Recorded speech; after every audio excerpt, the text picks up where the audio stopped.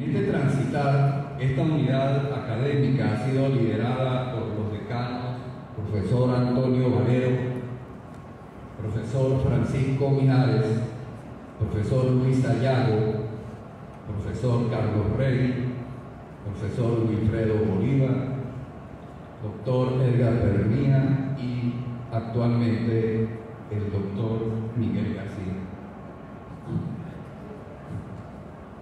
No ha sido fácil el transitar en estos años. Se han afrontado algunas situaciones difíciles, de las cuales se ha salido airoso con el concurso del equipo de trabajo y familia de posgrado. Tal es el caso de la emergencia de salud pública desatada por la irrupción del COVID-19 y la declaratoria de pandemia por la Organización Mundial de la Salud. Como conocemos, esta realidad introdujo a nivel mundial cambios radicales en la forma y el estilo de vida de la sociedad. Todas las actividades fueron impactadas y ante esta situación los gobiernos tomaron medidas de aislamiento buscando preservar y resguardar la población. Uno de los campos que se vio fuertemente afectado fue el sector educativo. De pronto las instituciones y sus aulas se vieron desiertas. En ese momento el gobierno venezolano autorizó e instruyó con respecto al paso a la educación a la modalidad virtual.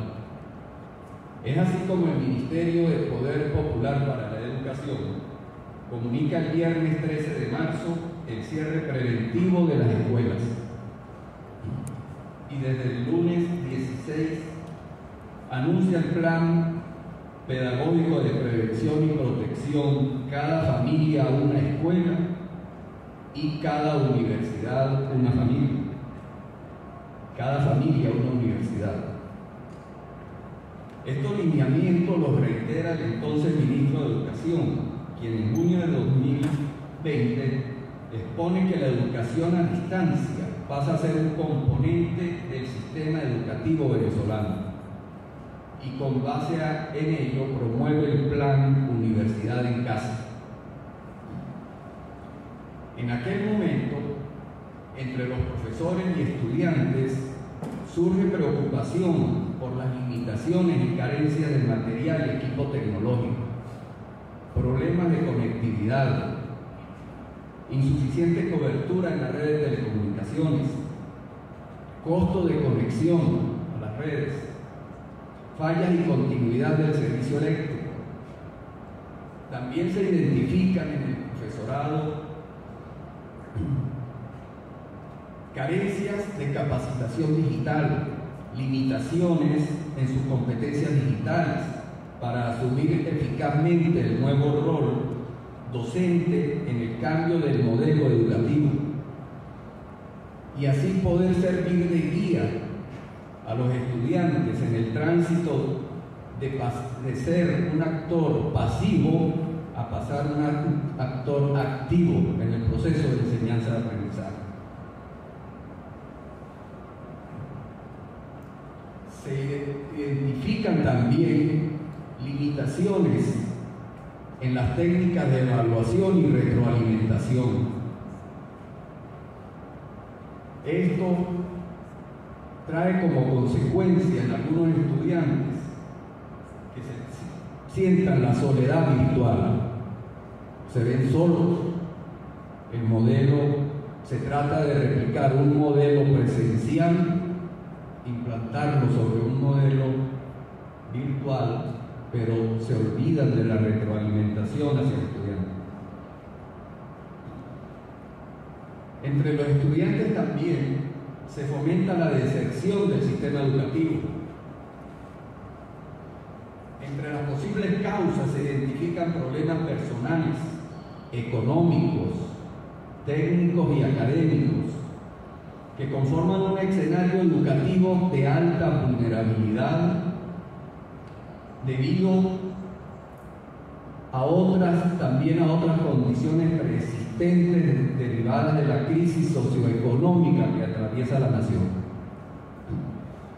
En ese momento, el decanato de posgrado de la UNED, apoyado en sus valores institucionales, en su misión y enfocado en la visión de la universidad, modifica sus procesos, lo que permite continuar con sus actividades académicas y administrativas, manteniendo a la UNED activa y presente ante la sociedad. Hoy, con satisfacción, se puede informar que se cuenta en los diferentes programas de posgrado con participantes residenciados en Norte, Centro y Suramérica. Tenemos participantes residenciados en Europa, algunos residenciados en Oceanía, y en los últimos llamados, las ofertas académicas, se ha recibido la intención de algunos participantes residenciados en la República de Chile. De igual forma, los demás decanatos de la universidad se incorporaron paulatinamente a sus actividades, y es precisamente este tema sobre el cual versará la exposición de los decanos de docencia, de extensión, de investigación y de posgrado. De esta forma, construimos y hacemos realidad nuestro lema: somos del Táchira su universidad.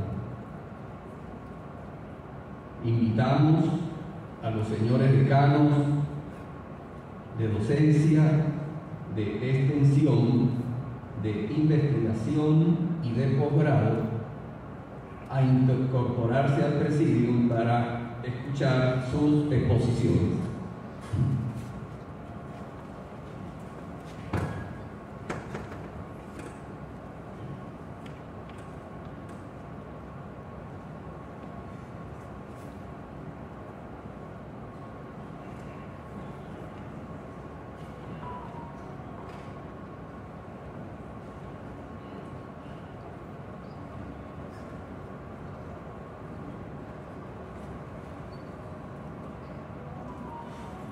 La jornada se ha programado de la siguiente forma.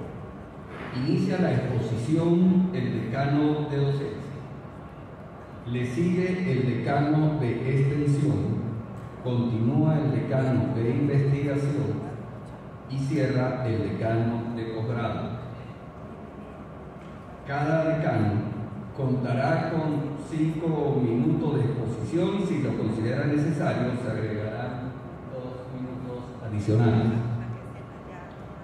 Faltando 1 minuto, se le informará para que prepare el cierre de intervención.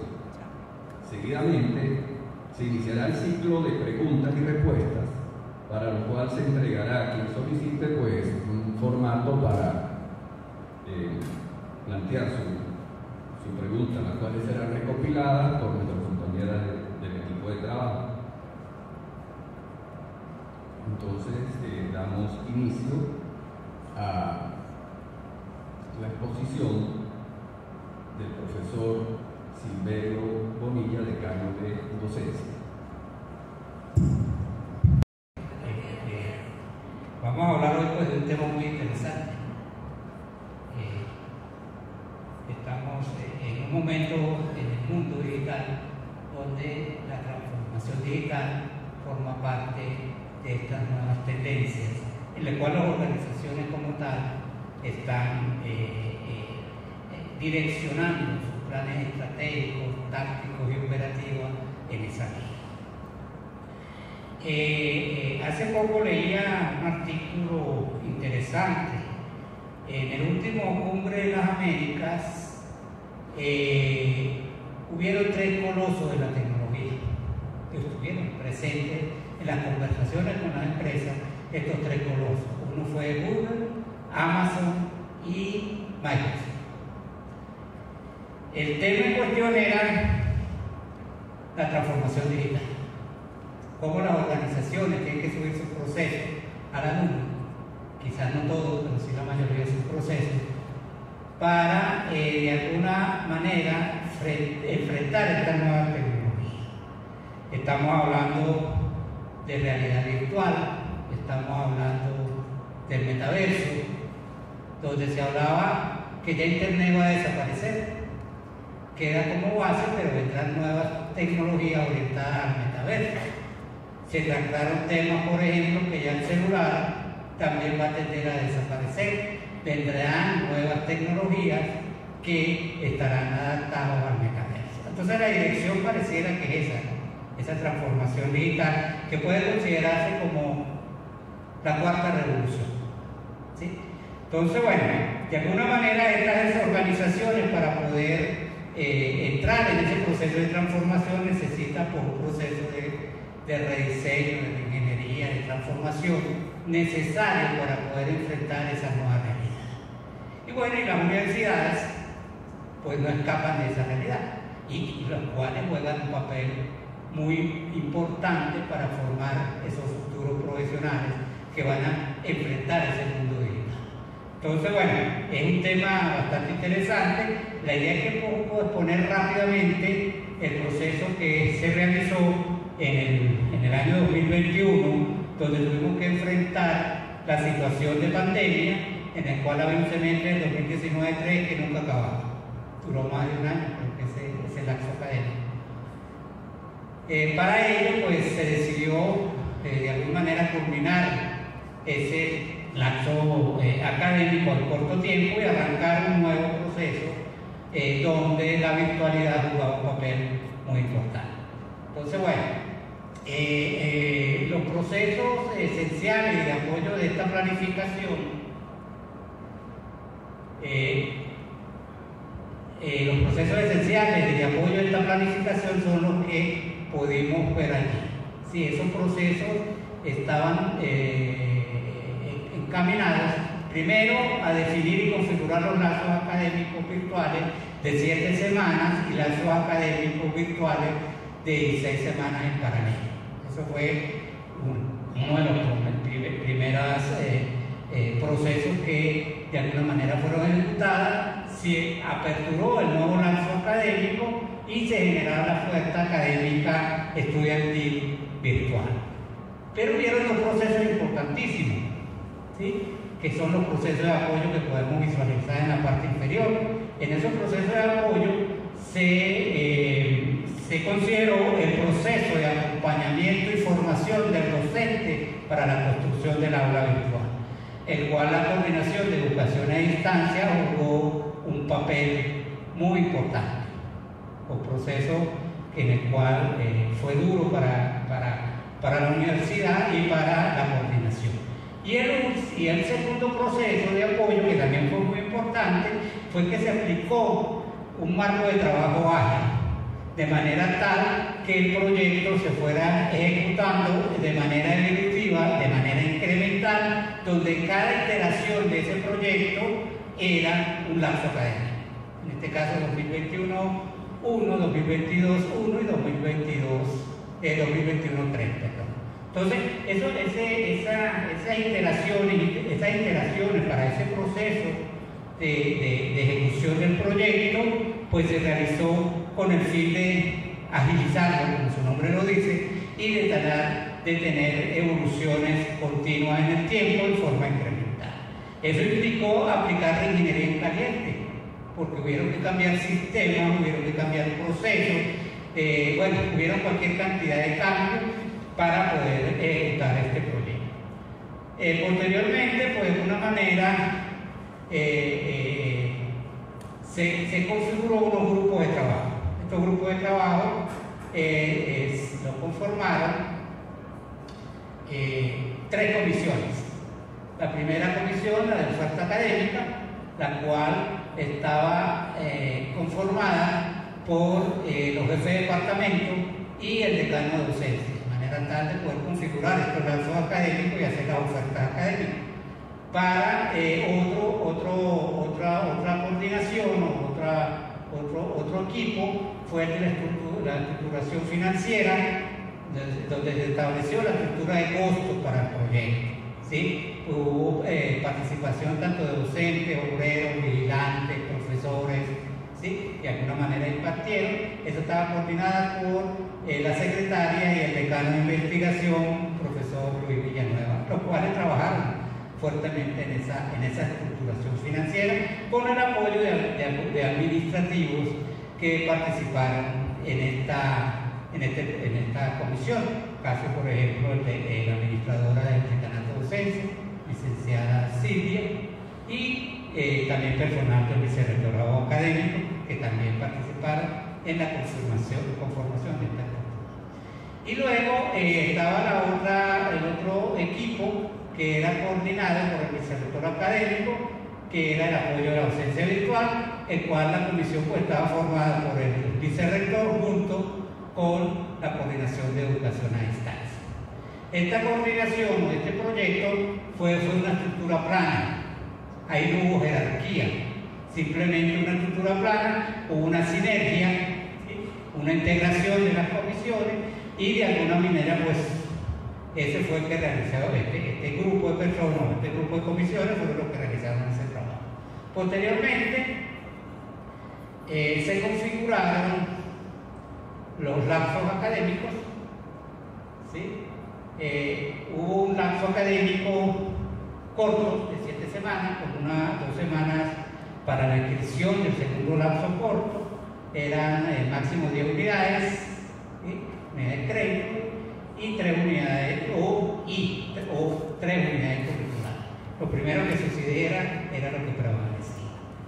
En paralelo se creó un bloque de 6 horas de estos lazos académicos, que era para aquellas materias cuya naturaleza no permitía que se pudiera ejecutar en 7 semanas, caso por ejemplo de arquitectura, caso por ejemplo de agronomía para los semestres integrados, y alguna materia de civil, por ejemplo, que necesitaba un proyecto y necesitaba más de 7 semanas. Se configuraron los lazos académicos, y posteriormente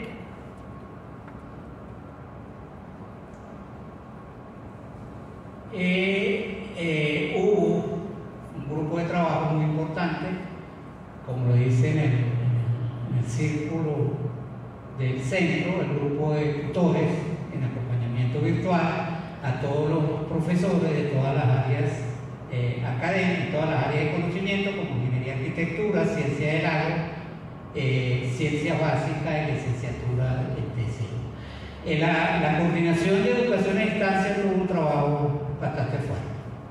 Allí se atendieron aproximadamente 300 profesores, 304 por ahí, y se certificaron aproximadamente 200 aulas virtuales.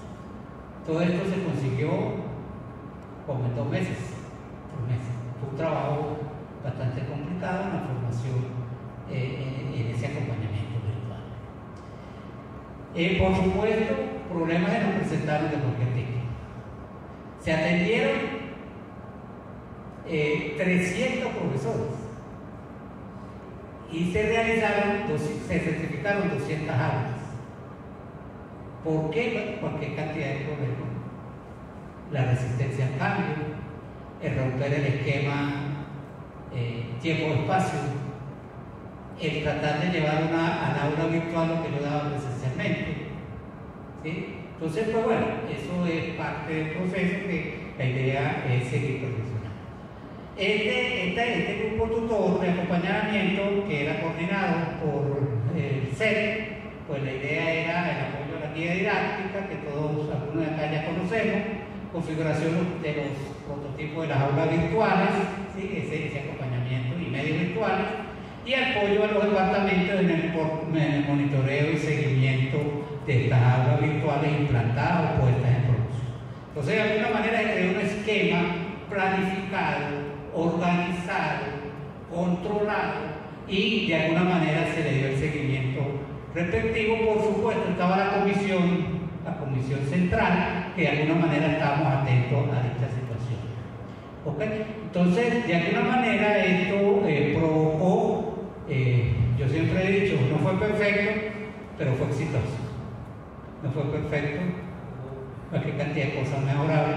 La idea era seguir escalando, seguir evolucionando en esos proyectos ágiles, pero bueno, todos sabemos el problema que tuvimos a nivel del CNU, de algunas amonestaciones que podían nacer de haber aplicado este enfoque de aporte estudiantil, no de cobro, aporte estudiantil, solicitado por los mismos estudiantes. Estas son algunas estadísticas muy generales, globales, ¿sí? Por ejemplo, en el semestre 2021-3 se escribieron 4.700 y algo y se aprobaron 3.841, es decir, que la relación persecución académico escrito fue bastante alta y lo que eran retirados y reprobados fue baja en consideración del volumen de escrito. Igual para el 2021-3, igual para el 2021-1. El 2021 no fue el semestre largo que fue configurado de esa manera, que eran 16 semanas, y los otros eran los cortos. Pero hubo, acuérdense que estos no son alumnos, esto es una inscripción de materias. Cuando hablamos de 41.700, 4.174, estamos hablando de alumnos escritos, no de alumnos. Estamos hablando de materias escritas, de unidades curriculares. Entonces, de alguna manera muestran que sí hubo, de alguna manera, fue beneficioso para el estudiante y tuvo un éxito en la aplicación de este tema. Ahí tenemos algo similar, pero un diagrama de ballenas, donde muestra también ese comportamiento. Posteriormente tenemos allí un diagrama de torta, donde se muestra que en forma global hubo aproximadamente un 80% de persecución académica y hubo un 7,8% en retirados y un 12,3% en reprobados. Entonces, pues bueno, se puede ver allí que hubo la persecución fue bastante positiva. Y en general, por lapso académico, la persecución fue de 2021-2 el 81%, 2021-1 el 80% y 2021-3 el 78%. En general global, una persecución académica del 80%. Entonces, bueno, de alguna manera, pues este fue el resultado de la aplicación de este proyecto, que ojo, esto es específico para el proceso de enseñanza-aprendizaje. Esto está orientado a la docencia. Cuando hablamos de una transformación digital, estamos hablando de la transformación digital que hay que realizar sobre la institución, que eso va más allá.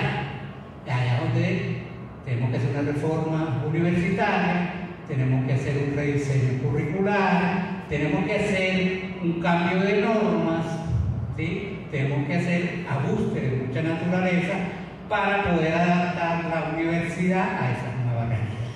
Entonces, pues, este es un tema, vuelvo y repito, muy interesante, ¿no? Porque toca puntos en los cuales nosotros tenemos que perseguir. Nosotros como instituciones, yo creo que todas las instituciones del país, universitarias, del país, del mundo, tenemos varios retos. Primero el reto, seguir continuando, no evolucionar, ir mejorando este esquema, ¿sí?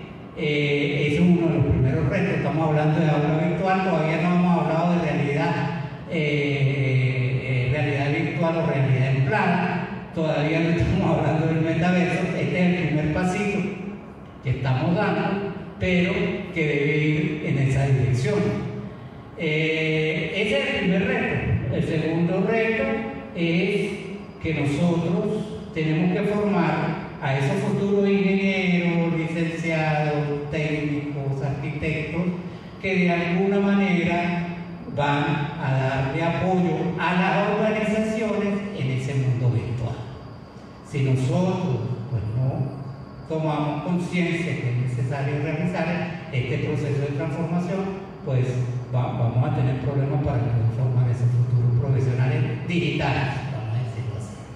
Entonces, pues bueno, es parte de los retos que tenemos, es parte del horizonte, es parte de la dirección, parte de la estrategia que tenemos que implementar para seguir mejorando, para seguir yendo hasta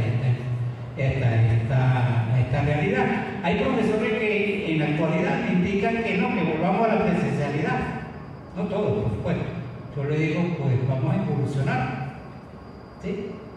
Entendemos que algunas materias deben ser semipresenciales, caso de laboratorios, caso de que tiene laboratorios, pues, son carreras más que todo de ingeniería, pero no podemos olvidar este nombre.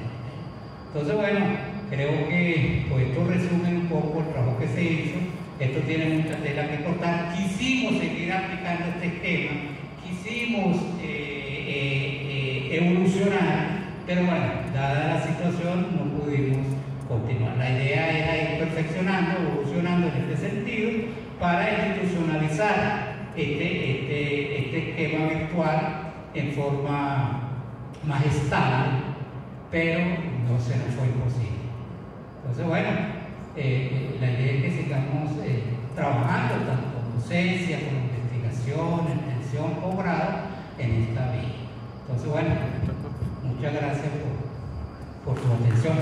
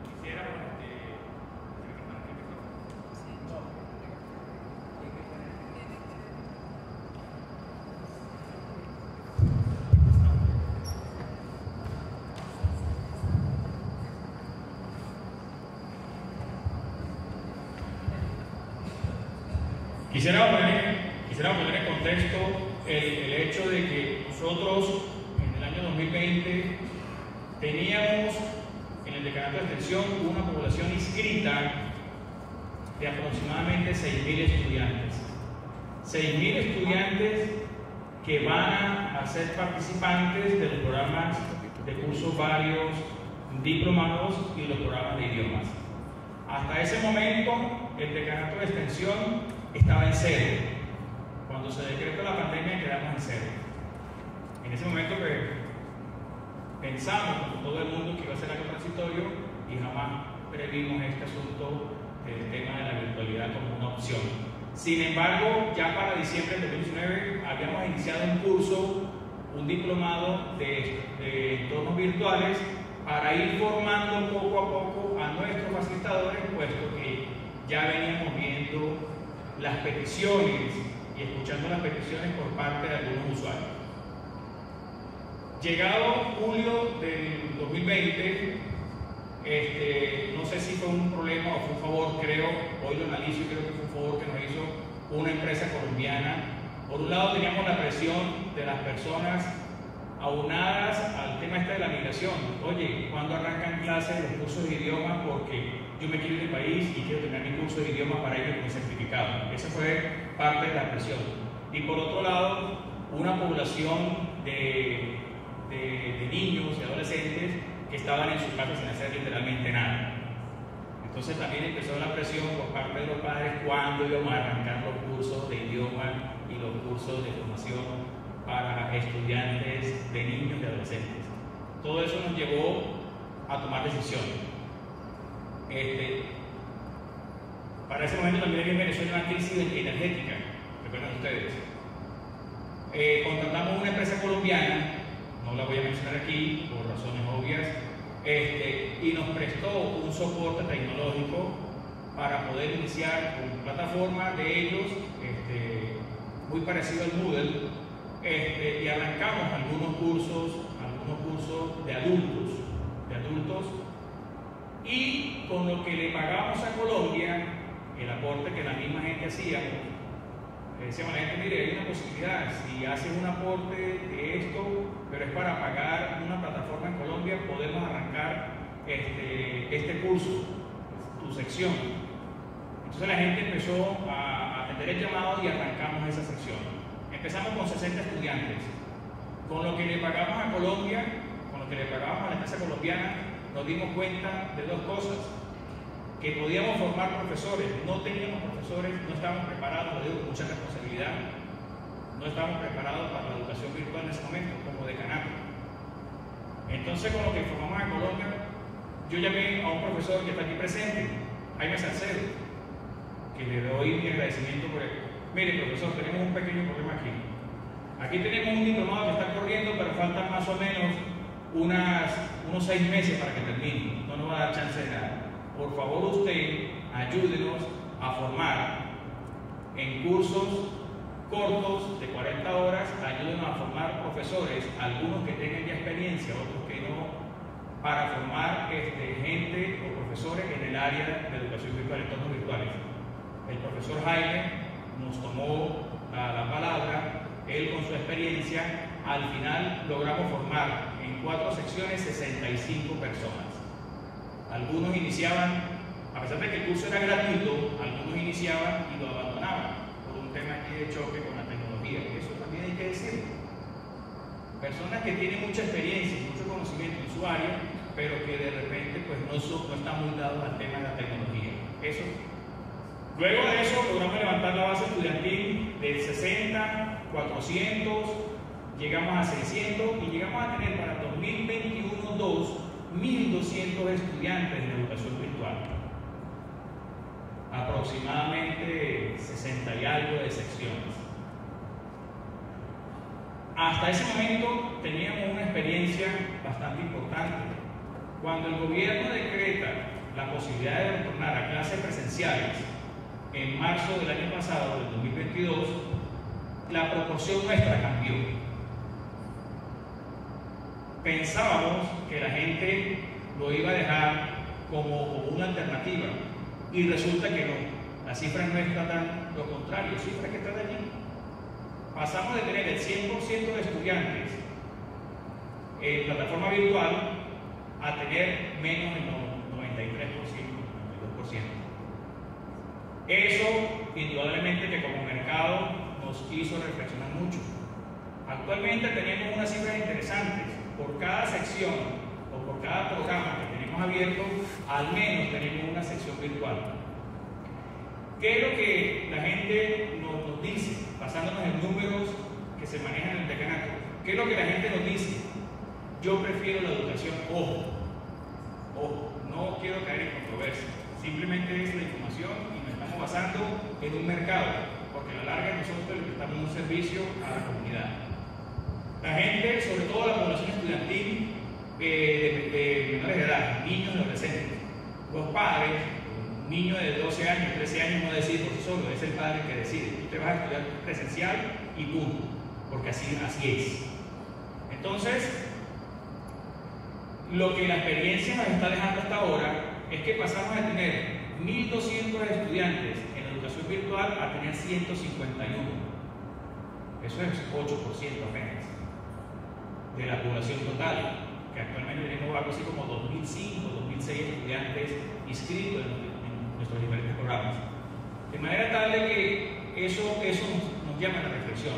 De esa población, el 50 y tanto por ciento, 54% son adultos. Entonces ahí es donde yo quisiera realmente enfocar nuestro esfuerzo como decanato, o nosotros, no digo nosotros como decanato, en ese tipo de población. Es decir, dirigir los estudios de manera virtual hacia esa población que de verdad tiene necesidad de estudiar. Así como compartimos con el decanato de posgrado estudiantes que están fuera de Venezuela, hay también una limitante desde el punto de vista económico, porque la gente dice, por lo menos un estudiante en Francia que quería hacer nuestro curso de idioma francés y no tenía la forma de hacernos la cancelación.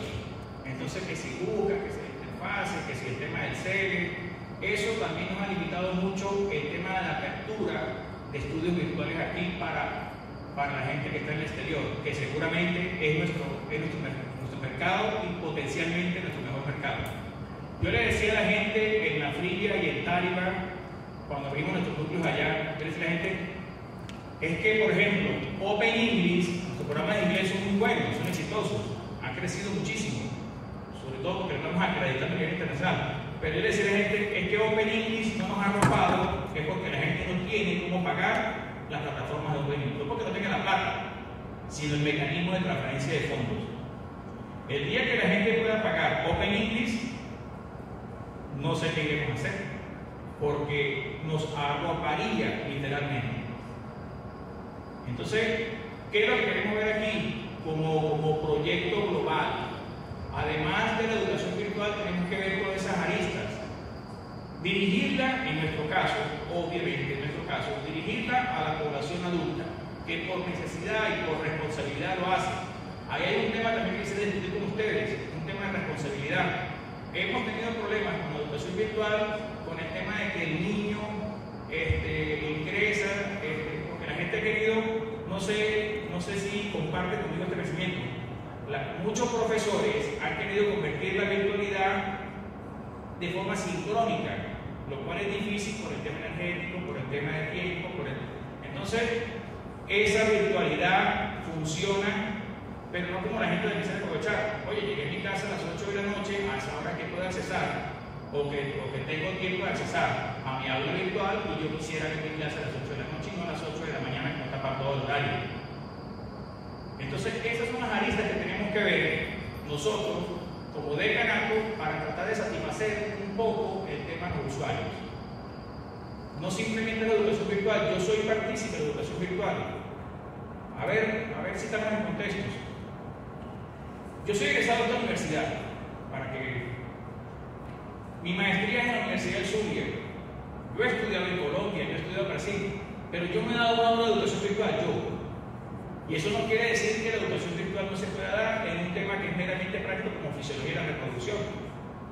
Simplemente es buscar un mecanismo para que las personas accesen a la educación virtual con todas las posibilidades. Pero en el caso nuestro, en el caso, no sé si en el caso de Venezuela, en el caso de UNED, hay otras aristas que hay que tomar en consideración.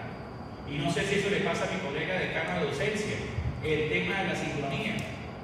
Un profesor pone una hora a las 8 de la mañana y el que no se conecte ya automáticamente pierde la clase, cuando de repente esa es la esencia de la educación a distancia, de la educación virtual, que pudiera ser este caso.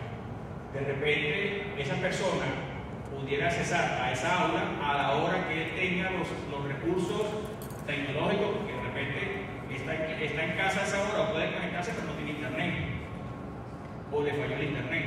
Entonces todas esas cosas hay que sumarlas y tratar de bajar un poco la presión sobre los temas y sobre el tema del aula virtual, porque nuestros profesores quisieran que el estudiante estuviera allí. Hace dos semestres atrás tuvimos un inconveniente con un estudiante. El niño era un muchacho de 14 años, un niño de 14, 15 años, en un nivel de adolescente él se conectaba y el papá nos decía que era imposible que no estuviera conectado porque él lo ponía a las 2 de la tarde, que era su horario de clase, lo ponía y lo sentaba que el niño viera clase. La profesora, en este caso la profesora estaba en Bogotá y daba sus clases virtuales de Bogotá, le pedimos el informe. La profesora dice, bueno, es que el muchacho no asistía a clase. El muchacho no asistía a clase porque ella tiene sus mecanismos de verificar la presencialidad. Ella tomaba lista y se conectaba y le tomaba capturas de pantalla. Cuando el papá insiste en que vamos a ver, porque el niño se sentaba a ver sus clases, yo pedí un informe a través en este caso el ingeniero que maneja el servidor, la que se me encarga, Gracie, se encarga del servidor y le pedimos un informe de ese usuario para ver cómo es. Y sí, efectivamente el niño se conectaba a las 2 de la tarde a clase, pero a las 2 y 3 se desconectaba. Y a las 2 y 7 y así sucesivamente. O sea, él estuvo en clase y no estaba. Había días que tenía 150 ingresos al aula virtual. Cuando usted sumaba la cantidad de minutos, en el caso de los cursos de idiomas que son de asistencia obligatoria, cuando usted sumaba la cantidad de minutos, no le daba ni siquiera el 10% de las horas de clase. El había gente que se había conectado 150 veces. Cuando le mostramos ese informe al padre, el padre se calmó, pero nos deja una reflexión. Y ese es el tema de la responsabilidad que quiero compartir con ustedes. De repente la educación virtual es un mecanismo que está de repente ahorita, por razones obvias de necesidad, es más posible en adultos. En el tema de los niños tengo mis reservas. En el tema de los adolescentes tengo mis reservas.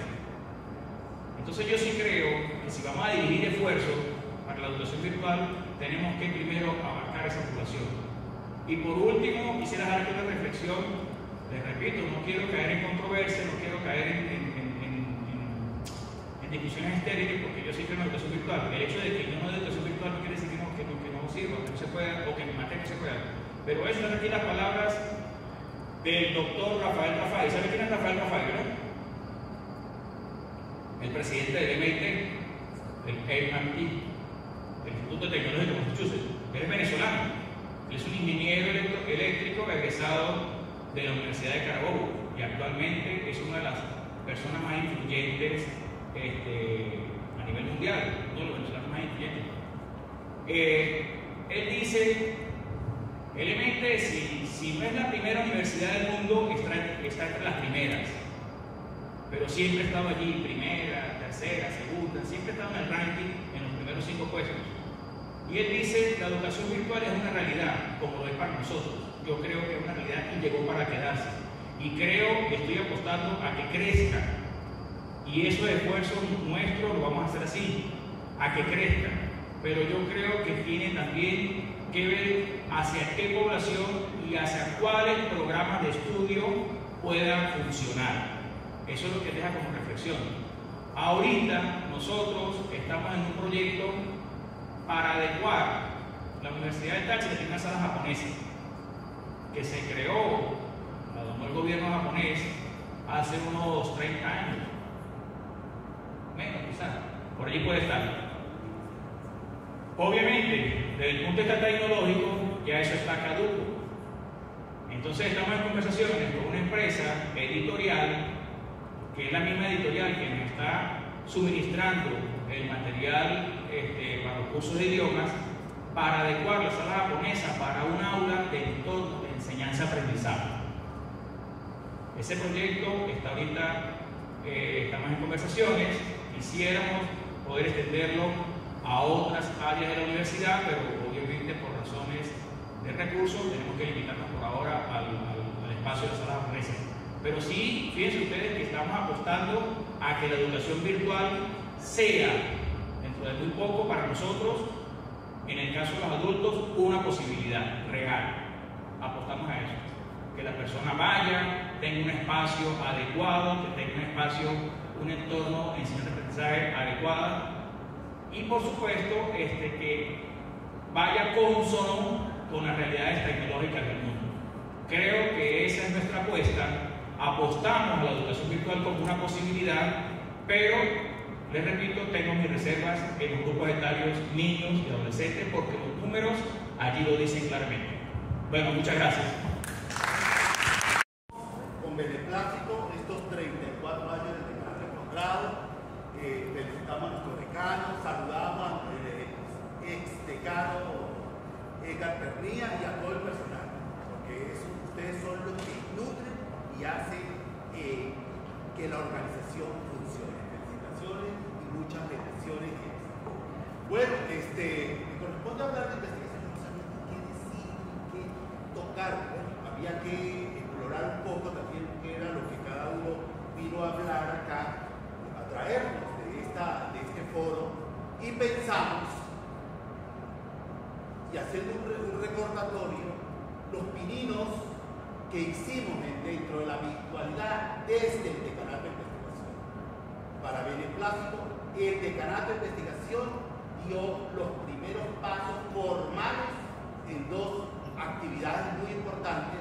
Una que fue el Congreso Binacional de Investigación 2018, con el apoyo y acompañamiento a la Coordinación de Estudios a Distancia, y también en el 2019 tuvimos de manera virtual los talleres de investigación con sentido práctico totalmente virtual.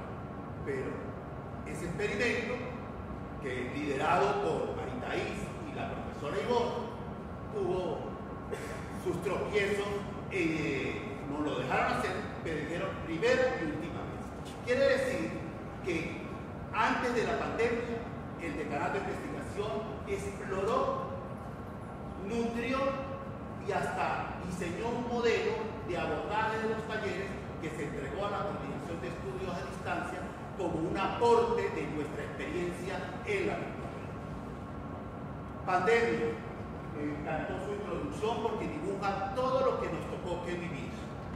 Pero esa pandemia, que fue provocada o natural, como haya sido, cada quien tiene que rendir cuenta de lo que sucedió ahí, el mayor golpe, el mayor afectado fuimos nosotros como seres humanos.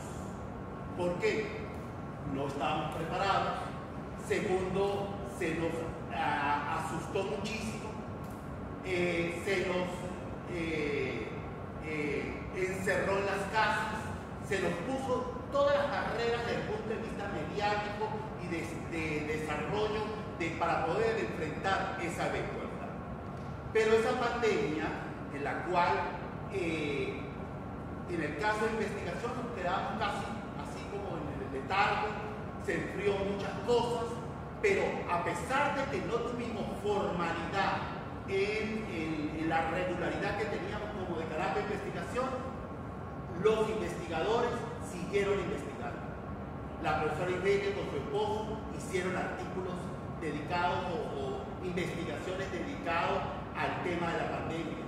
Se exploró todo a través del proyecto piloto. Tuvimos una gran oportunidad de, en esa crisis existencial que teníamos, en esa crisis de adormecimiento de la academia, de poder explorar y de poder, con la venia del Consejo Universitario, hacer un proyecto experimental.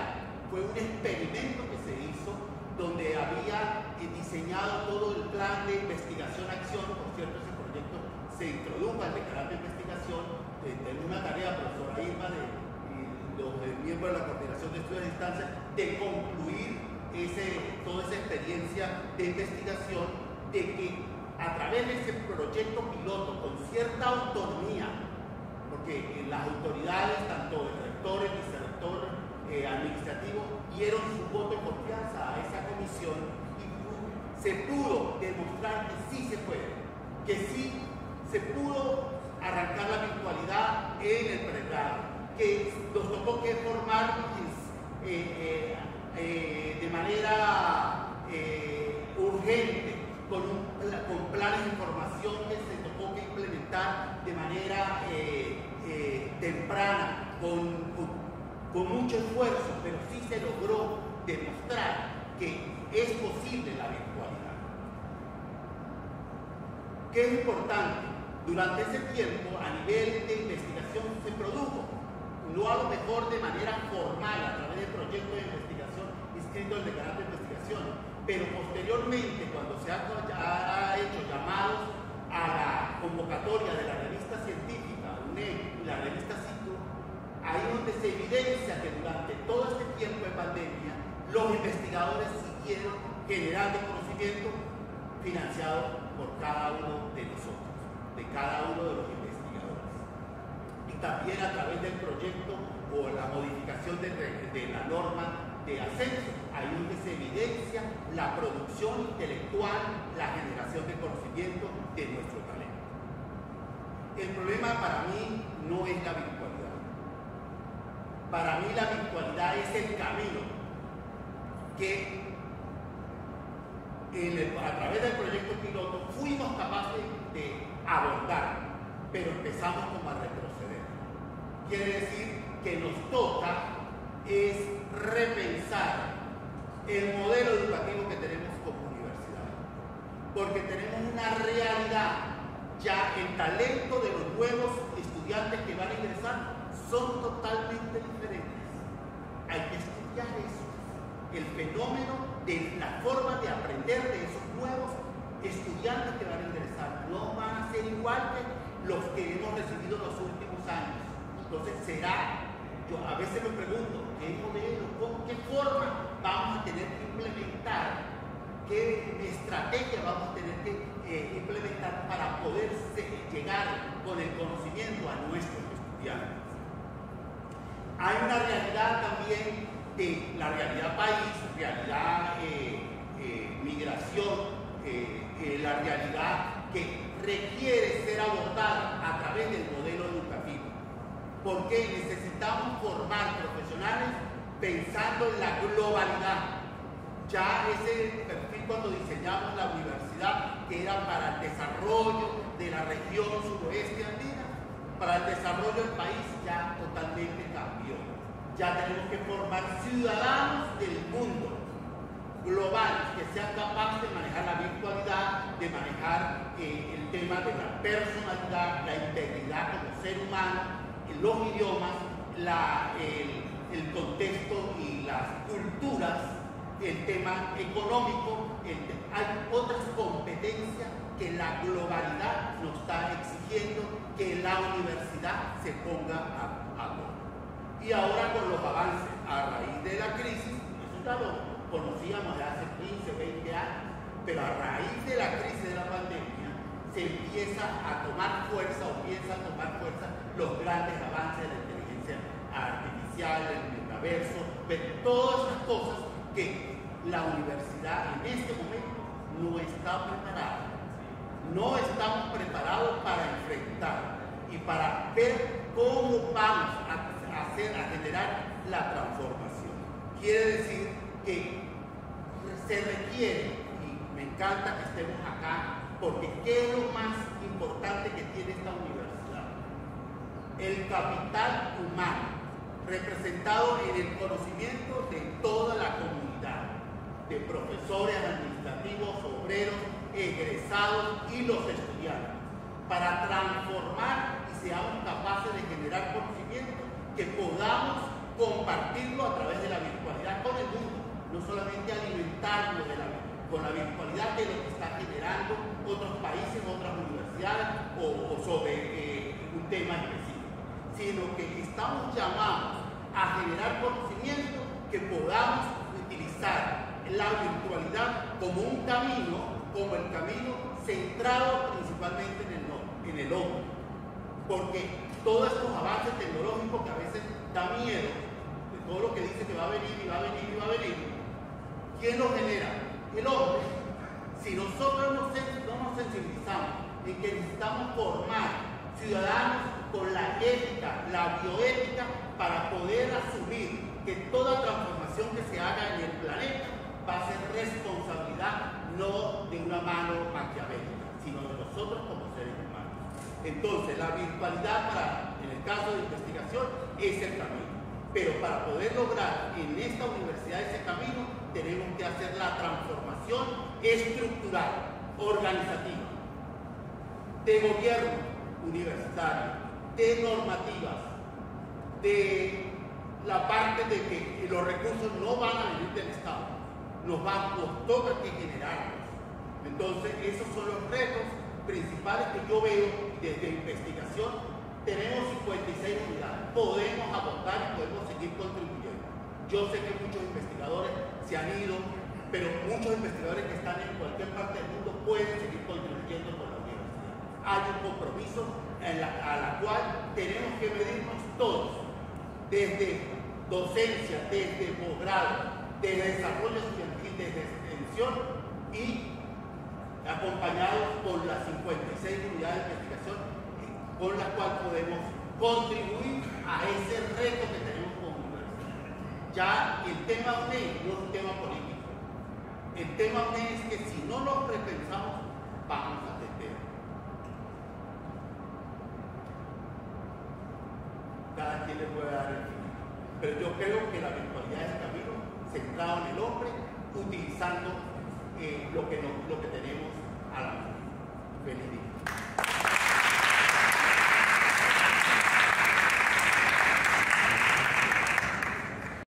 Primero que nada, agradecer la presencia de todos ustedes en esta importantísima actividad en el 34º aniversario del decanato de posgrado. Agradecerle a los decanos Silverio, Juan Carlos y Luis por sus intervenciones que nos ilustran que la universidad puede, que la universidad efectivamente no está barca y que efectivamente nosotros podemos hacer muchas cosas usando la virtualidad. Me corresponde hablarles del decanato de posgrado en este foro de la virtualidad en tiempos de y post pandemia. Nosotros en posgrado visualizamos el problema no al momento en que llegó la pandemia. Desde el año 2009 hemos venido capacitando a nuestros profesores en el área de formación para trabajar en entornos virtuales. Es un trabajo que se inició con la creación de un curso de actualización y mejoramiento profesional para dictar clases en la parte de docencia virtual. Ese proyecto que se cristalizó logró que más de 250 profesores, en su mayoría de la universidad, lo hicieron. Y efectivamente nosotros logramos capacitar alrededor del 60% de los profesores de posgrado. Eso pues no habíamos pensado para aquel entonces, en esos años del 2009 hasta el 2018 aproximadamente, 2019, que iba a venir lo que nos vino como la pandemia, sino que sencillamente teníamos una estadística bien marcada de lo que estaba ocurriendo con los posgrados en otras latitudes. La gran mayoría de universidades del mundo en sus posgrados iba hacia la virtualidad. ¿Y por qué iba a la virtualidad? Muy sencillo. El estudiante de posgrado tiene una característica muy especial en comparación con el estudiante de pregrado o el estudiante, por ejemplo, de los cursos cortos de extensión, por ejemplo. ¿Cuál es? Bueno, que la mayoría trabaja. La mayoría de estudiantes de posgrado trabajan y no tienen el tiempo para dedicarle al cumplimiento de un horario rígido y que tienen que asistir de forma presencial. Entonces, ese es el sentido de la gran mayoría de universidades, y por eso todos ustedes ven que los estudios de posgrado en la mayoría de las universidades del mundo son de forma virtual. Por supuesto que hay casos especiales donde la virtualidad no aplica, pero siempre pues estamos atentos a los avances tecnológicos que nos permitan de alguna manera mejorar esos procesos de aprendizaje. También de esos 160 docentes de pregrado que hicieron el curso, algunos lo están aplicando a nivel de pregrado. Otros profesores optaron por hacer cursos individuales por su propia cuenta y se capacitaron de esa manera también. Y producto de esos cursos de actualización profesional surgió la idea de crear la maestría en docencia virtual. Esa maestría en docencia virtual viene de sugerencias realizadas por los mismos estudiantes que hicieron el curso de actualización profesional previo.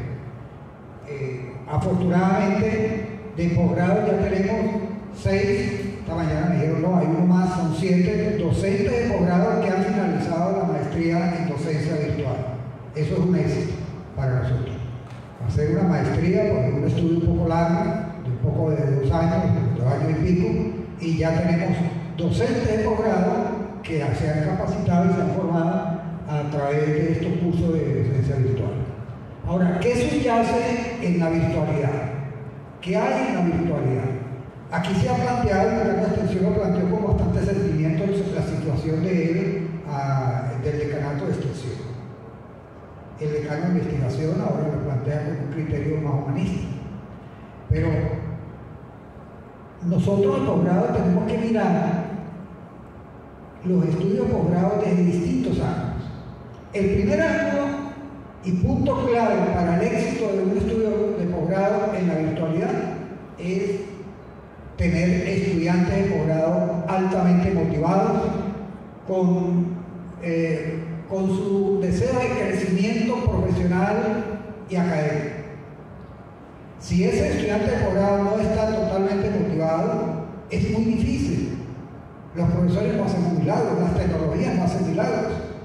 Aquí es un trabajo que hay que hacerlo en equipo.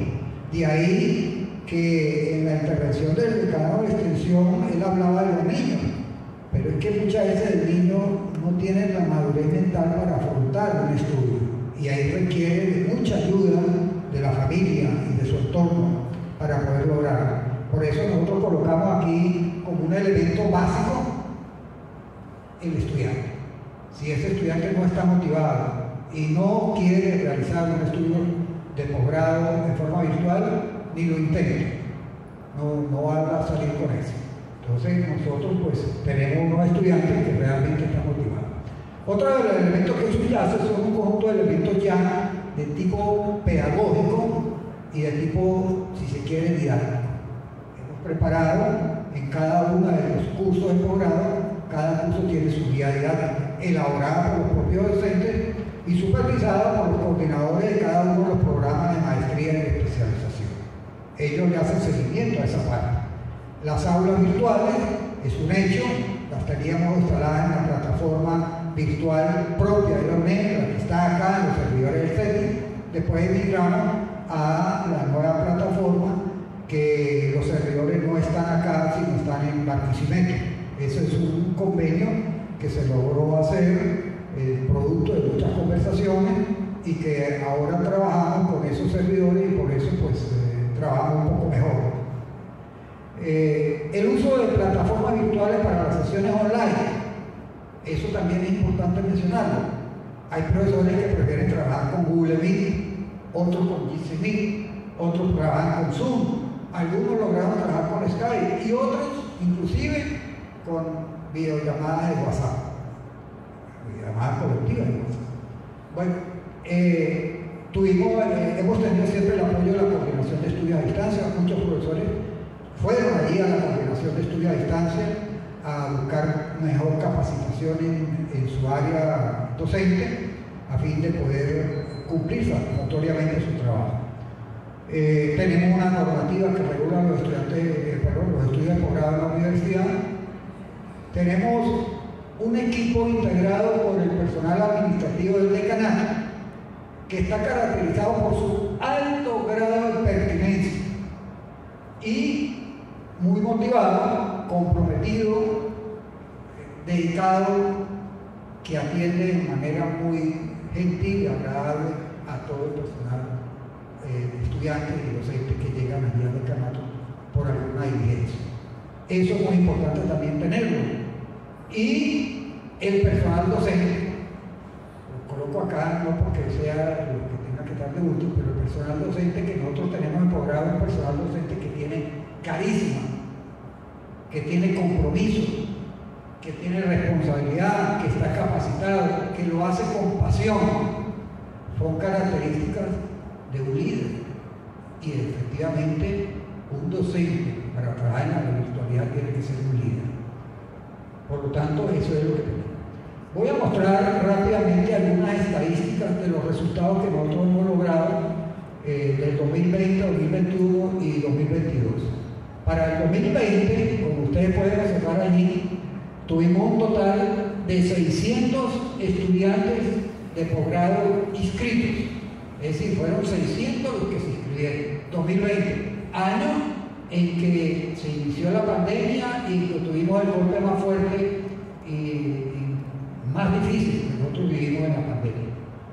Fue un año duro en el cual el compromiso de este personal que está acá, de posgrado, de todos los profesores, fue enfrentar la pandemia con trabajo. Fuimos, en principio de los primeros meses de la pandemia, los únicos que asistíamos acá a la universidad. Es decir, corriendo el riesgo de nuestras propias vidas, de enfermarnos. Todos los que estamos acá de posgrado tuvimos el COVID también y enfrentamos ese problema de salud. Lo superamos, bendito sea Dios, cuestión que no ocurrió con algunos profesores de los que ustedes vieron en la misa, que salió la fotografía allí de cada profesor que partió pues fueron profesores que murieron producto de la pandemia. Para el año 2020, entonces 600 alumnos, ahí está detallado todo cada uno de los programas, cómo se distribuyó. Pasemos a la otra. Para el 2021 ya crecimos un poco más alto. Ya vimos los obstáculos y problemas que tuvimos en el 2020, que fue tan fuerte, y crecimos a 749 estudiantes inscritos. Y en el 2022, 768 estudiantes inscritos y hemos ido creciendo. Estoy hablando de inscritos, es todos los estudiantes de posgrado, regulares, los que se inscribieron nuevos, todo suma a esa cantidad. Por supuesto, en periodos anteriores a la pandemia, que eran presenciales, tuvimos una buena cantidad de estudiantes, pero ahí hay unos elementos que hay que acotar, que vale la pena mencionarlos. Nosotros teníamos aproximadamente unos 300 estudiantes de Colombia, y con el cierre de la frontera en el año 2015-2016, pues esos estudiantes no volvieron, y la gran mayoría se retiró. Eso pues nos afectó fuertemente en cuanto a la cantidad de estudiantes que cursaron el estudio de posgrado. La otra, por favor. Ahora aquí viene cuando empezamos a hacer la oferta totalmente virtual. Nosotros nos vamos a la virtualidad producto de lo que el profesor Carlos Peñalosa leyó allí en el momento de la introducción a este foro. ¿Por qué el gobierno decidió decretar la virtualidad como una opción, la única que había, y donde generó una entropía grandísima en todo el país, en la parte educativa? Entonces nosotros nos basamos en eso, pero eso no era suficiente para el programa. Yo hice y fui a Caracas a hablar con el Coordinador Nacional de Posgrado para que me diera una comunicación que sustentara el estudio de posgrado normalmente en forma virtual. Y así él me entregó una comunicación, la cual yo la hice llegar a la mayoría de los coordinadores de los programas, donde estábamos autorizados para dictar las clases de posgrado en forma virtual. Eso simplemente para sustentar un poco la oferta virtual y no nos fueran a decir que estamos haciendo las cosas de forma incorrecta, dado que los programas en su oportunidad fueron aprobados en forma presencial. En el 2021 tuvimos, regresa un poquito la del 2020, por favor. No, la anterior. No. Ok, perdón, 2021. En el 2020 no sacamos la oferta virtual. 289 estudiantes. Y en el 2022, hacémosla, 289 también estudiantes. Ahí hay un detallito que no sé cuál es. Bueno, pasemos a la siguiente lámina. Y aquí está la estadística de egresados del producto nuestro, luego de haber transitado por 2 años de estudios de posgrado. Entonces, en el 2020, 2021 y 2022 las estadísticas fueron: 2020 se graduaron 45 estudiantes de posgrado, en el 2021 113 y en el 2022 103, para un total de 261 estudiantes de posgrado que finalizaron exitosamente su estudio de posgrado. La lámina. Estas son en forma gráfica, muy elemental. La primera gráfica, la de la parte de arriba, indica los ingresos, los inscritos. En la parte de abajo están los inscritos nuevos, es decir, los que recién llegaron. Y en el lado de acá, en el lado derecho, están los egresados. Bueno, esa es la parte nuestra. Quiero pues expresar que este ha sido un trabajo de equipo, de mucha responsabilidad. Quiero también agradecer la presencia aquí del profesor Jaime Salcedo, que ha sido un ícono en esta parte del trabajo virtual, de la profesora Irma, que ha estado muy de cerca con todo este trabajo virtual también, de la profesora Betty Pinto, que han trabajado muy bien en este trabajo tan intenso que nos toca realizar en la parte virtual. Bueno, y a nuestro decano de posgrado, el profesor Edgar Pernilla, también presente. Otros coordinadores y otros profesores que están presentes acá, agradezco enormemente su presencia. Estamos listos.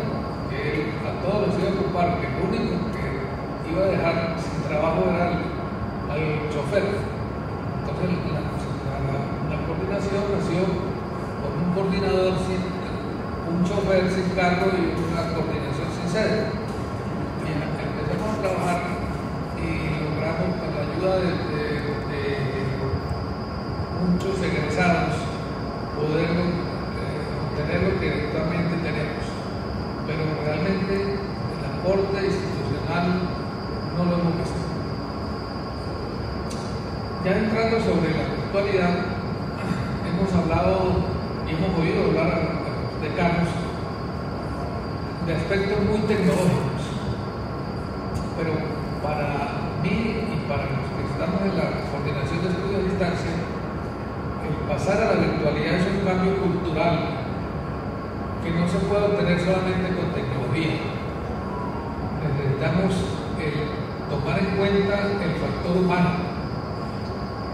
En todas las decisiones que hemos tomado, hemos pensado en los equipos, hemos pensado en el software, hemos pensado en la tecnología, pero no hemos pensado que la virtualidad se vio forzada aquí en el red cuando teníamos una pandemia y una epidemia muy grande.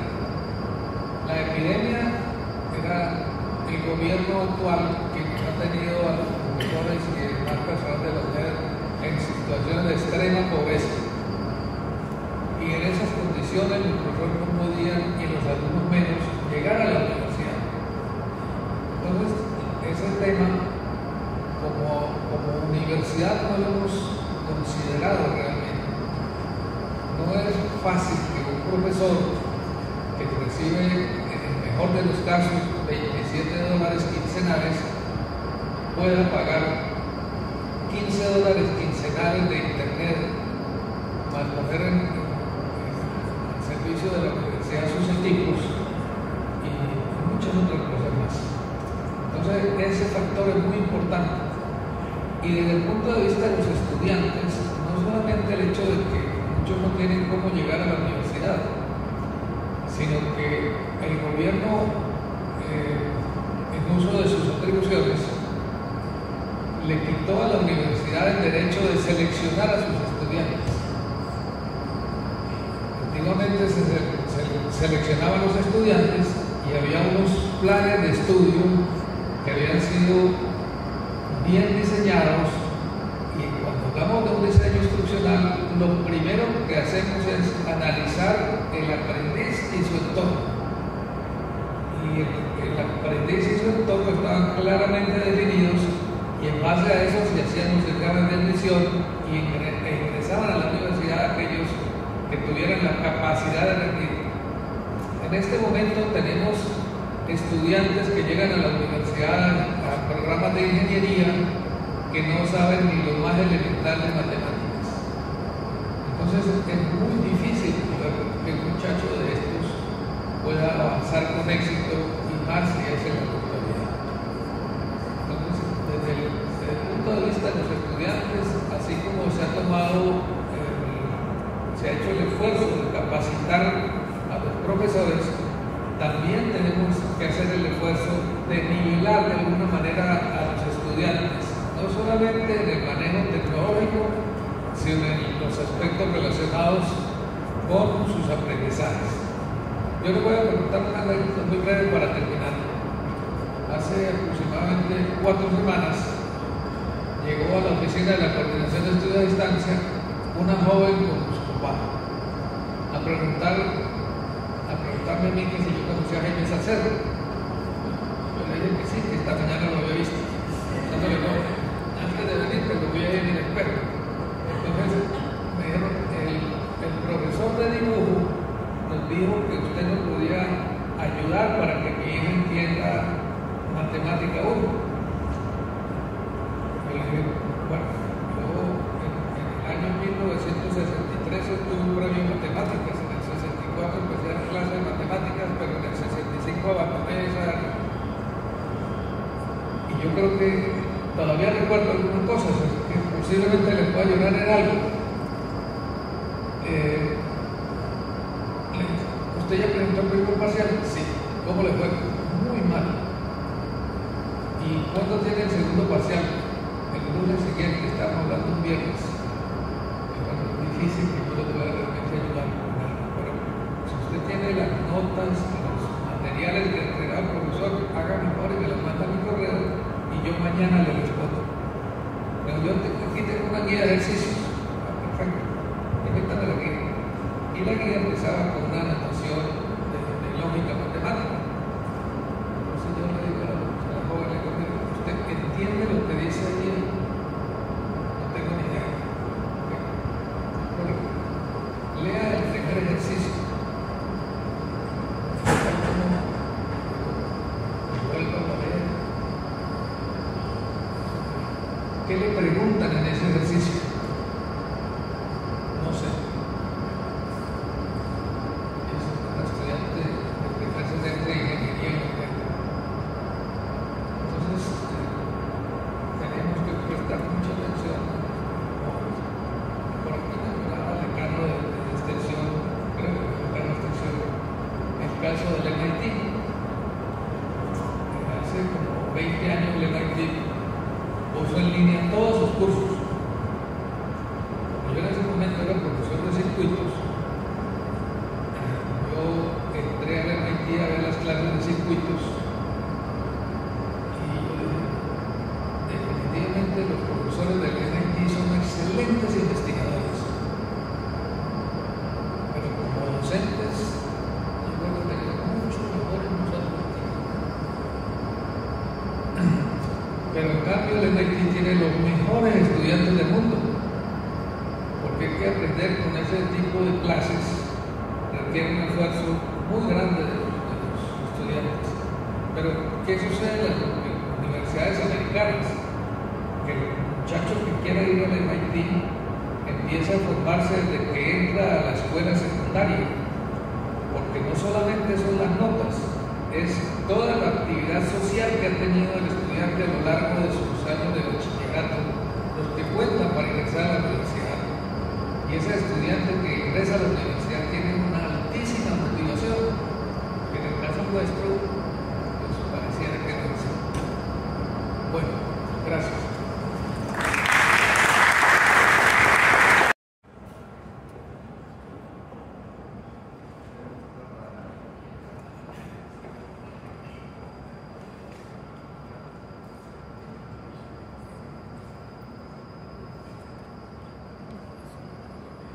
Esta pregunta, indudablemente que es una pregunta general, cualquiera de los tres o los cuatro puede haber respondido. Desde la perspectiva de extensión, dice así: ¿qué factores deben incorporarse a la educación virtual como agente transformador del aprendizaje?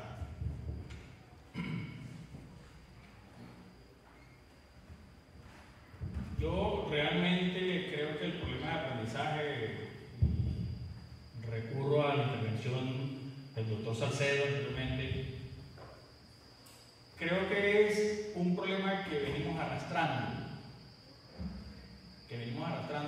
En el caso de extensión es muy particular, inclusive extensión tiene, si se quiere, cierta ventaja, porque nuestra naturaleza son formaciones, o bien sea para capacitar en un área, una competencia específica, o para agregar a un profesional o a una persona que no tenga ningún tipo de conocimiento en alguna área específica esa competencia. Sí, nosotros tenemos esa particularidad, cosa que no ocurre con docencia ni con posgrado. Entonces, allí yo creo que hay un problema, si se quiere, de fondo que tenemos que, como país, ni siquiera como universidad, como país, resolver.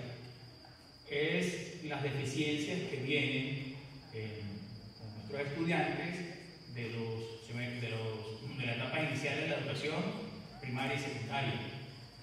¿Qué le agregaría yo? Yo les repito, yo tengo claro, y basándome en los números nuestros, yo iría hacia un modelo mixto, donde la persona pudiera tener de repente acceso a información, pero también pudiera tener un acceso a un componente práctico, porque esa es la limitante nuestra. Les pongo un ejemplo.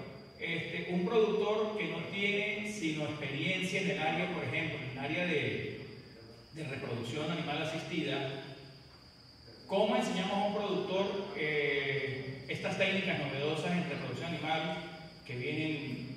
¿Cómo lo hacemos para que él las pueda internalizar? Yo creo que, como le decía en estos días al español que nos está ayudando en esa área, le decía, oye, yo creo que la única forma es hacerlo práctico. Y él me mostraba un programa de una universidad europea donde tenía un diplomado en reproducción asistida completamente virtual. Me desarmó completamente, porque él me dice, pero es que se puede hacer virtual. Sí se puede hacer virtual, y yo lo que le decía, bueno, sí, perfecto, pero ¿cómo hago yo para que una persona que de repente es profesional, pero que no tiene más allá de un conocimiento específico, una experiencia específica, para incorporar estos elementos de aprendizaje, para que él lo pueda internalizar? El vicerrector académico, el doctor Martín Paz, nos está pidiendo que hagamos una propuesta. Ellos la están haciendo, una propuesta para cursos de formación preuniversitaria, que los teníamos ya los teníamos. Ya teníamos esos cursos, no como cursos de formación, como una especie de introductorio, sino como cursos de formación preuniversitaria en áreas de ciencias básicas, matemática, química, física, biología. Y el vicerrector decía, cuando le mostramos el programa, decía, no, pero muéstrame los elementos de lógica, muéstrame los elementos de cómo hacer para cambiar el paradigma de pensamiento de un estudiante. Yo le decía al vicerrector, pero usted quisiera que nosotros, con mucho respeto, disculpen la palabra, enmendemos el entuerto de un estudiante que trae los 11 años de formación, que tiene muchas falencias.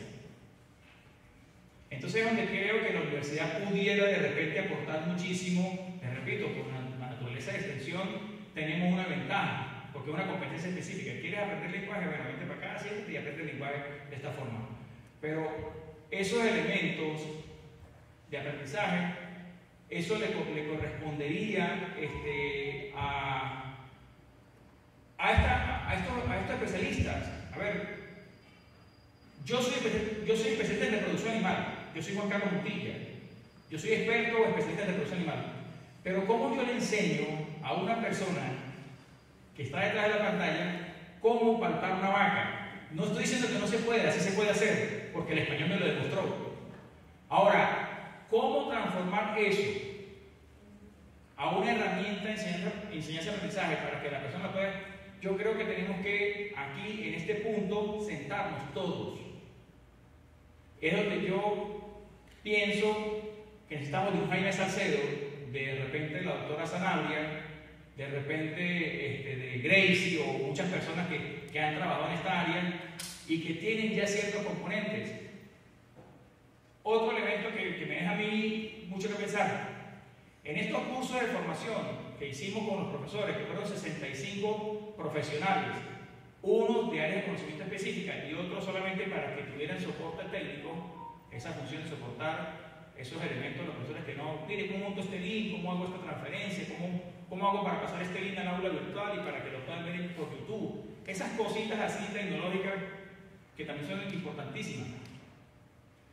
Entonces, ya ese elemento de por sí requiere cierta presencialidad. ¿Cómo le explico yo? ¿Por teléfono? ¿Cómo le explico yo? Entonces, Gracie y el profesor Salcedo empezaron a realizar los cursos. Y resulta que los profesores, después, a pesar de que era gratis el curso, 40 horas, y el objetivo final era montar una aula virtual en la plataforma Moodle, nos llamaban y me decían, profesor, mire, me da mucha pena, pero yo creo que no voy a poder. Y estamos hablando de gente, profesores que tienen 25 años en la docencia. No era para que aprendieran a hablar algún idioma específico, no era para que aprendieran algún área específica del conocimiento, era para que su conocimiento lo transmitieran a través de una plataforma que es novedosa para todos, incluyéndome a mí, en este caso.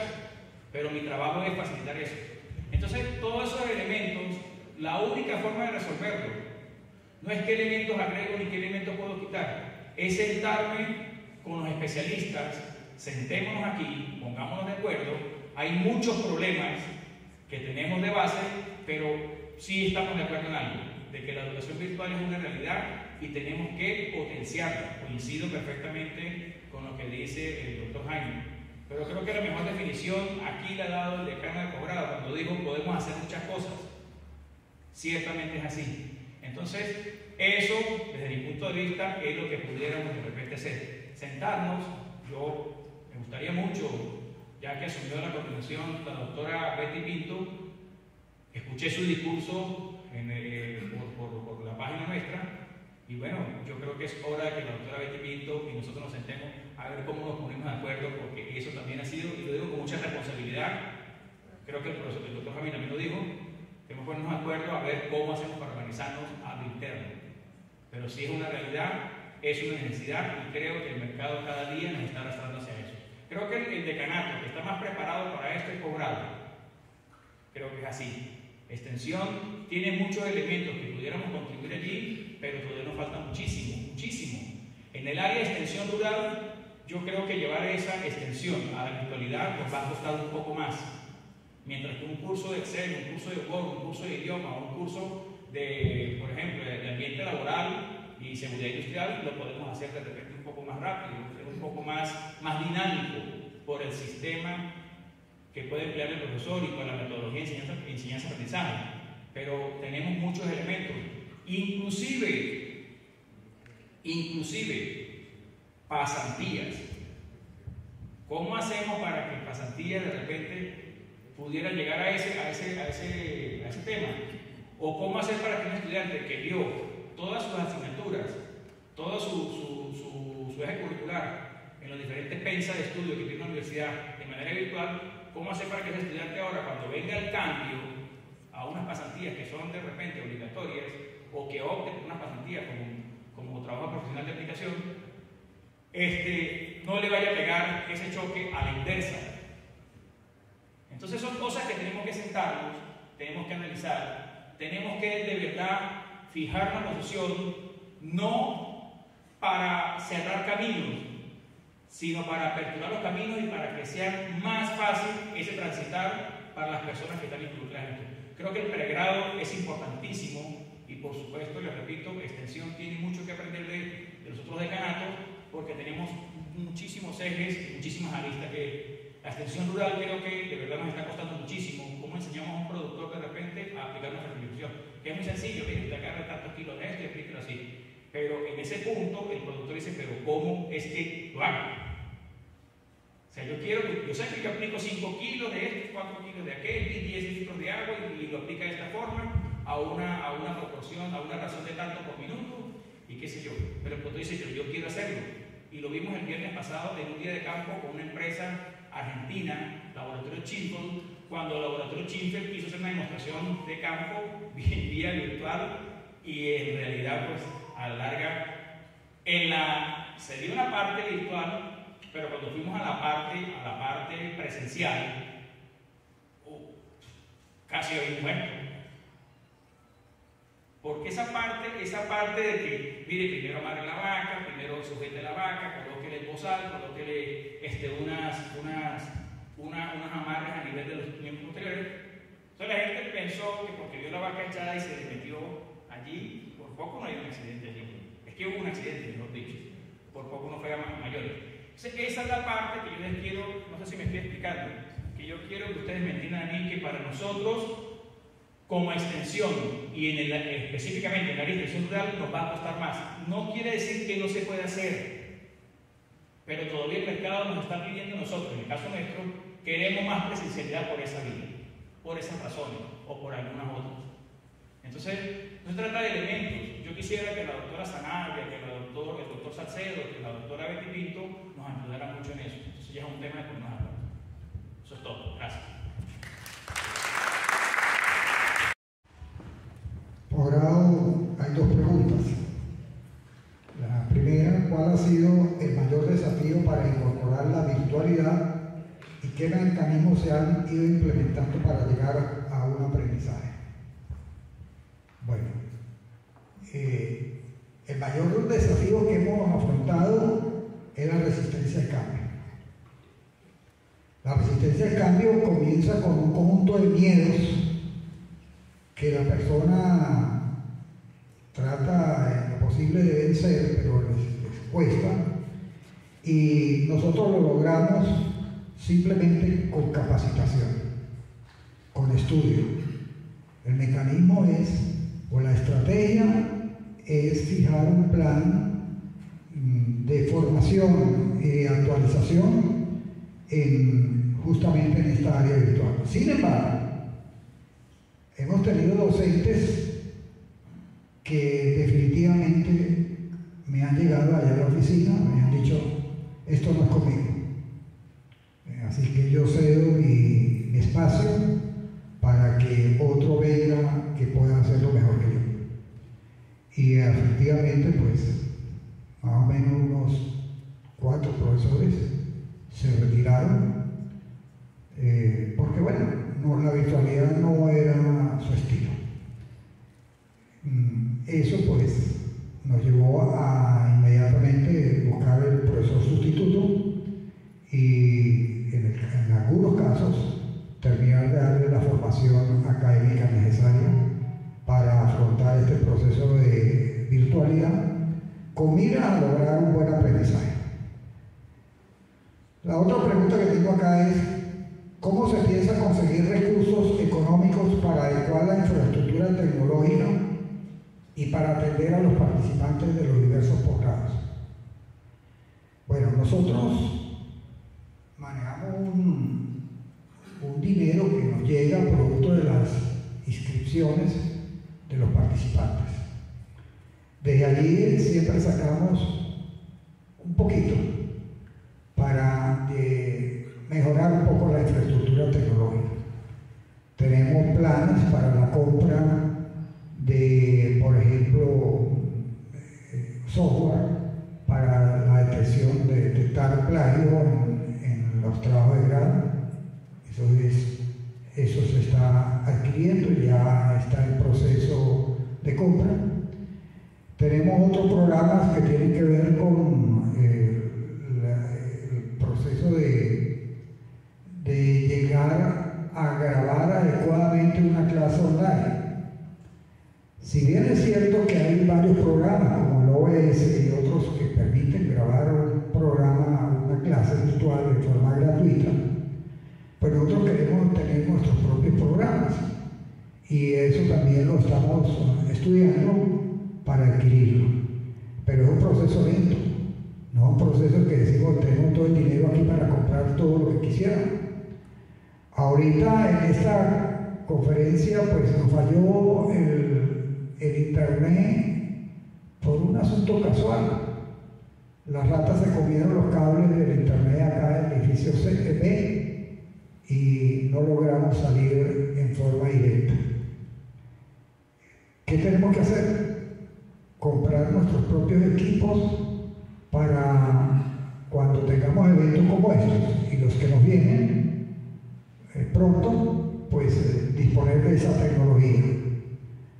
Ahora, el mecanismo de conseguir los recursos no es sencillo. Nosotros hemos hecho algunas diligencias con algunas embajadas de Holanda y de Alemania y hasta la fecha pues no hemos recibido la ayuda necesaria. Nosotros no pedimos dinero, lo que pedimos es que nos compren determinado software. También le planteamos eso a los egresados de posgrado, a los estudiantes egresados de posgrado para que nos ayudaran con algunos recursos tecnológicos. Y bueno, estamos luchando porque eso se logre. En la infraestructura tecnológica que tenemos en el decanato de posgrado, pues cada día se va deteriorando más. Para nadie es un secreto los inmensos problemas y obstáculos que hemos tenido a lo largo de los últimos 2-3 años con una falla de electricidad fuertes que en algunos casos dañaron equipos. Hoy vemos realmente con tristeza que esas fallas eléctricas se están volviendo a acentuar. En lo que va de los últimos 15 días, 2 días hemos pasado sin electricidad en el decanato de posgrado. Tal vez haya electricidad en otra zona de la universidad, pero el posgrado no, porque la línea de electricidad que va a posgrado es la misma que sube hacia el hospital militar. Y cuando llueve hay cortos en la línea, cortos de los circuitos que rompen la línea automáticamente y nos quedamos sin electricidad. Eso pues nos afecta enormemente. Pero este es un trabajo que hay que hacerlo en conjunto con CAELA, con CADAFE, como la queramos llamar. Y ha sido así en los últimos últimos años. Sin embargo, esos obstáculos los hemos podido vencer. ¿Cómo? Bueno, por ejemplo, el profesor tiene clase a las 8 de la mañana de un sábado y no tuvo internet ni tuvo electricidad. Entonces propone posponer la clase 2 horas después. Y la propone 2 horas después y muchas veces lo logra, otra vez se lo pasa para entre semana. Y así vamos buscando los mecanismos más idóneos para evitar las clases. Nosotros dictamos clases online en cada una de las asignaturas. En las 6 semanas son 6 sesiones online, de las cuales en casi todas participan los estudiantes con exposiciones, con trabajos que ellos tienen que entregarle a los docentes, y eso lo logramos. Sin embargo, pues hay momentos en que las cosas no se dan en la forma como nosotros queremos, pero ¿qué vamos a hacer? Pues reprogramar, repensar. Me llaman, ¿qué hago, profesor? Bueno, si no tienes electricidad, si los estudiantes no tienen electricidad, no tienen forma de comunicarse, yo no tengo la varita mágica para solucionarle. Y en ese sentido, pues estamos luchando para conseguir distintas opciones.